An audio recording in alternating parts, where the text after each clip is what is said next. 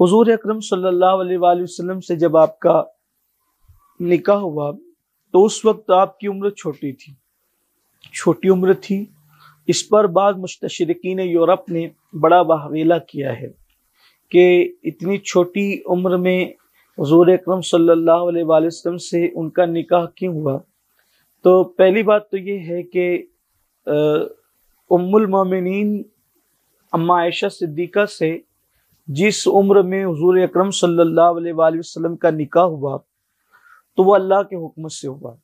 پہلی بات تو یہ ہے، جیسا کہ بخاری شریف کی حدیث ہے کہ اللہ کے رسول صلی اللہ علیہ وآلہ وسلم نے خود ارشاد فرمایا کہ جب عائشہ سے نکاح کا وقت قریب آیا تو 3 رات مسلسل حضرت جبریل علیہ السلام ایک ریشمی کپڑے میں عائشہ کی تصویر لا کر کے مجھے بتاتے اور کہتے کہ یہ آپ کی بیوی ہے۔ تو حضور اکرم صلی اللہ علیہ وآلہ وسلم اس تصویر کو دیکھ کر کے فرماتے کہ اگر یہ اطلاع اللہ کی جانب سے ہے تو وہ خود ہی اسے پورا فرما دے گا، یعنی یہ اللہ کا حکم تھا۔ اور آج جیسا کہ پہلی نشست میں آپ سن چکے ہیں کہ حضور اکرم صلی اللہ علیہ وآلہ وسلم کا کوئی بھی عمل اللہ تبارک و تعالیٰ کی مرضی کے خلاف نہیں ہے، جیسا کہ آیہ کریمہ میں آپ نے سماعت کی۔ آیہ کریمہ کے تحت اللہ تعالیٰ ارشاد فرماتا ہے وَمَا يَنْطِقُ عَنِ الْهَوَىٰ إِنْ هُوَ إِلَّا وَحْيٌ يُوحَىٰ، کہ یہ پیارے حبیب، آیت کریمہ کا مفہوم ہے کہ پیارے حبیب اپنی مرضی سے کچھ نہیں کہتے، اپنی خواہش سے کچھ نہیں کہتے،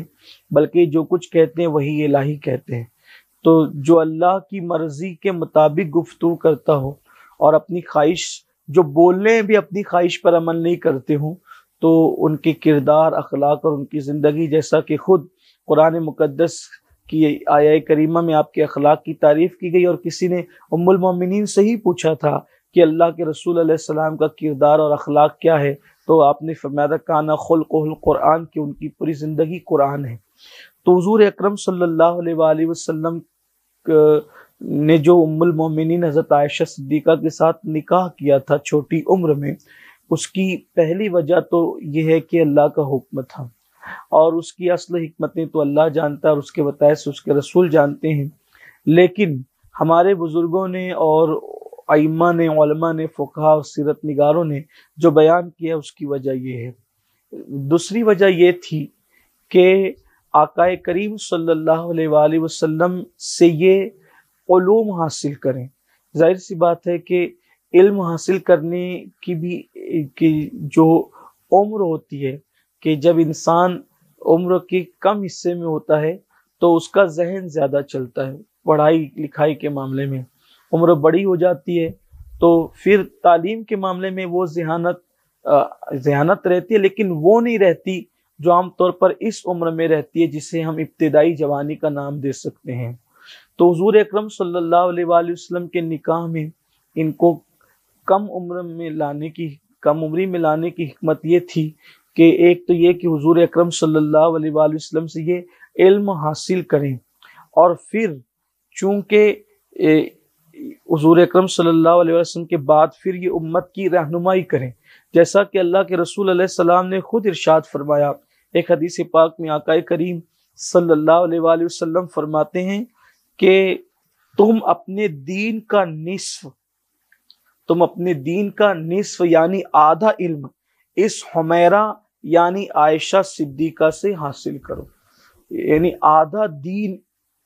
یہ جو ہے وہ دین کا آدھا علم، نصف علم، اللہ کے رسول علیہ السلام فرماتے ہیں کہ دین کا آدھا علم تم عائشہ صدیقہ سے حاصل کرو۔ تو حضور علیہ السلام نے ان کو اتنا تیار کر دیا تھا علم کے معاملے میں۔ آگے ذکر آئے گا کہ حضرت سیدنا ابو موسیٰ اشعری رضی اللہ تعالیٰ حضرت ابو موسیٰ اشعری رضی اللہ تعالیٰ فرماتے ہیں کہ کسی بھی حدیث کے معاملے میں صحابہ سے ہمارا اختلاف ہوا اور ہم اس معاملے کو لے کر ام المومنین کی بارگاہ میں حاضر ہوئے تو ہم یہ دیکھ کر حیران ہوئے کہ اس حدیث کے بارے میں حضرت عائشہ صدیقہ کو علم پہلے سے موجود تھا اور انہوں نے ہمارا مسئلہ حل کیا۔ سینکڑوں صحابہ پردے کے پیچھے سے آپ سے علم حاصل کرتے تھے، سینکڑوں صحابہ آپ کے شاگرد ہیں، ہزاروں تابعین آپ کے شاگرد ہیں، اور امہات المومنین میں ہی نہیں بلکہ خواتین میں سب سے زیادہ احادیث اگر کسی نے روایت کی ہے تو وہ ام المومنین حضرت سیدہ عائشہ صدیقہ رضی اللہ تعالیٰ عنہ کی ذات ہے۔ تو چونکہ ایک ایسی خاتون کی ضرورت تھی، جیسا کہ پچھلے جو نشست ہماری گزر گئی، اس پچھلی نشستوں میں آپ نے سنا کہ ازواج مطہرات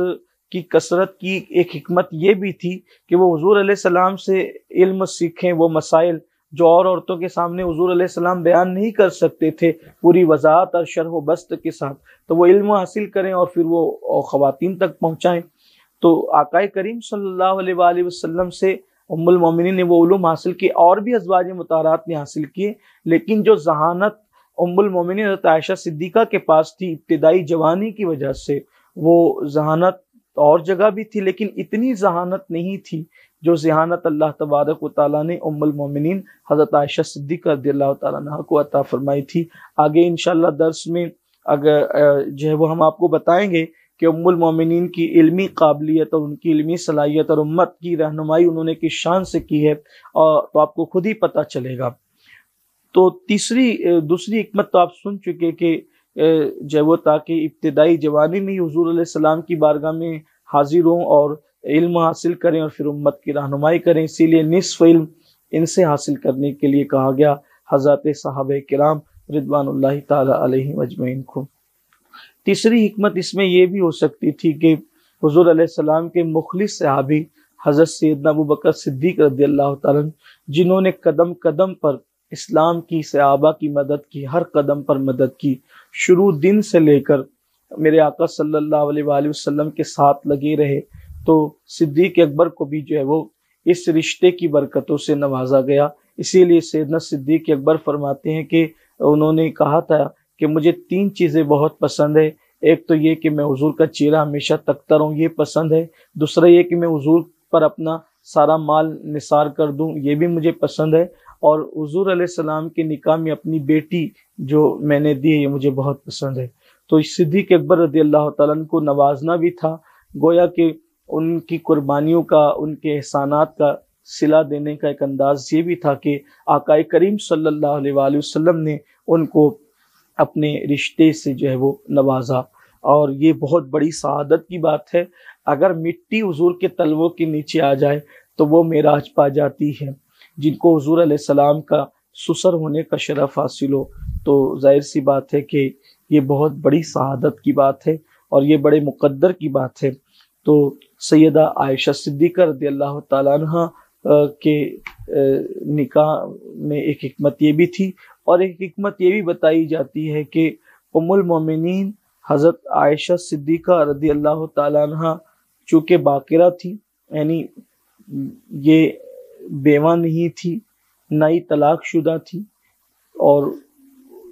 یہی وہ پہلی خاتون ہے، اور امہات المومنین یہی ایک خاتون ہے جس کو کنواری حضور علیہ السلام کے نکاح میں آنے کا شرف حاصل ہوا ہے۔ اسی لیے آپ فرماتی بھی تھی، بڑے فخر سے فرماتی تھی کہ میں ہی ایک ہوں کہ مجھے حضور علیہ السلام کے نکاح میں کنواری آنے کا شرف حاصل ہوا ہے، اور میں حضور کے نکاح میں کنواری آئی ہوں۔ باقی تمام ازواج مطہرات یا تو بیوہ ہوئی ہے یعنی پہلے، اور اس کے بعد یا پھر ایک ام المومنین طلاق شدہ بھی اس میں سے تھی، جیسا کہ ان کا ذکر جب آئے گا تو ہم عرض کریں گے انشاءاللہ تعالیٰ۔ تو اس پر بہت خوش ہوتی تھی اور اظہار فرماتی تھی۔ تو چونکہ یہ کنواری آئی ہے، مگر اللہ تبارک و تعالیٰ نے پھر کسی بھی ام المومنین کو اولاد نہیں دی۔ ظاہر سی بات ہے کہ ازواج مطہرات سے نکاح کی حکمت تو یہی تھی کہ وہ حضور سے دین سیکھیں اور دین سیکھنے کے بعد اس کو پھیلائیں۔ تو چونکہ اگر ان کو اولاد دی جاتی تو پھر یہ اولاد کی پرورش اور تربیت میں مصروف ہو جاتی، اور جو مقصد کے لیے ان کو آقا کریم صلی اللہ علیہ وآلہ وسلم کے نکاح میں لایا گیا تھا وہ مقصد فوت ہو سکتا تھا۔ کیونکہ آپ جانتے ہیں، سننے والے ہمارے سامعین اور ناظرین جانتے ہیں کہ جب کوئی خاتون کو بچہ ہو جاتا ہے تو اس کی پوری توجہ اس کی طرف مبذول ہو جاتی ہے اور طرف سے ہٹ جاتی ہے۔ رہی بات امہات المومنین کا حضور کے نکاح میں آنے کے بعد ان کی اولاد نہ ہونا، یہ قطعاً عیب کی بات نہیں ہے، کیونکہ ان کو تو لایا ہی گیا تھا اس لیے کہ وہ حضور سے علم سیکھیں اور حضور کی ازدواجی زندگی اور خواتین کے جو مسائل ہیں اس پر وہ قوم کی رہنمائی کریں، امت کی رہنمائی کریں۔ رہی بات اولاد کے حوالے سے، تو یہ کیا کم ہے کہ جو بھی کلمہ قیامت تک پڑھے گا وہ امہات المومنین کے بیٹوں میں شمار کیا جائے گا، اور وہ سب حضور علیہ السلام کی تمام ازواج مطہرات مومنین کی مائیں ہیں الحمدللہ تعالی۔ تو ام المومنین کا جو نکاح ہے وہ مکۃ المکرمہ میں ہوا ہے، اور ہجرت سے جو ہے وہ 1 سال قبل ہوا ہے، یعنی کہ ام المومنین حضرت خدیجۃ الکبریٰ کے وصال کے بعد آقا کریم صلی اللہ علیہ وسلم کی طبیعت میں کچھ غم کی کیفیت تھی، تو آقا علیہ السلام کو مشورہ دیا گیا کہ یا رسول اللہ آپ نکاح فرما لیں، اور پھر اس کے بعد حضور علیہ السلام نے جب وہ ام المومنین حضرت عائشہ صدیقہ رضی اللہ تعالیٰ عنہ سے نکاح کیا، اور بھی نکاح ہوئے، اس کی تفصیل انشاءاللہ آگے آ رہی ہے۔ اور پھر چونکہ وہ مکۃ المکرمہ میں آقا کریم صلی اللہ علیہ وآلہ وسلم نے ان سے نکاح فرمایا، لیکن وہ پھر حضور کے حرم میں نہیں آئی، مکہ شریف میں ہجرت کے بعد وہ آقا کریم صلی اللہ علیہ وسلم کے حرم میں آئی۔ اس وقت تو شوال المکرم کا مہینہ تھا اور پہلی ہجری تھی، اور مدینہ منورہ میں ان کو آقا کریم صلی اللہ علیہ وآلہ وسلم کے حرم پاک میں، حرم محترم میں آنے کا شرف حاصل ہوا۔ یہ وہ خاتون ہیں کہ جو پیدا ہی اسلام میں ہوئی ہے، یعنی کہ ان کے والد بھی مسلمان تھے اور ان کی والدہ بھی مسلمان تھی، اور یہ مسلمان ماں اور مسلمان باپ دونوں کے ذریعے سے، حالانکہ جو اور بھی ازواج مطہرات ہیں وہ بعد میں اسلام لائیں، لیکن یہ جو وہ پیدا ہوئی تو یہ مسلمان گھرانے میں پیدا ہوئی۔ ام المومنین حضرت عائشہ صدیقہ رضی اللہ تعالیٰ عنہ کی یہ بھی ایک خصوصیت ہے۔